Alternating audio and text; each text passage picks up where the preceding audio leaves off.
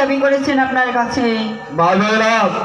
তোমার পিতা এক এক করে 3টি দাবি আমার কাছে করেছে।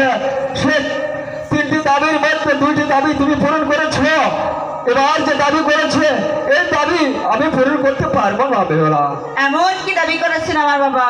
তোমার বাবা দাবি করেছে যদি আমি আড়াই বছর লোহার কালাই চেপে খেতে পারি তাহলে বিয়ে হবে, হবে না। বেলা আপনি আমার বাবাকে বলে দেবে সে যদি আড়াই বছর হোক কালাই আড়াই উঠার জাল দিয়ে সিদ্ধ করে দিতে পারে আপনি খেতে পারবেন, এই কথাটি আমার বাবাকে বলে দেন।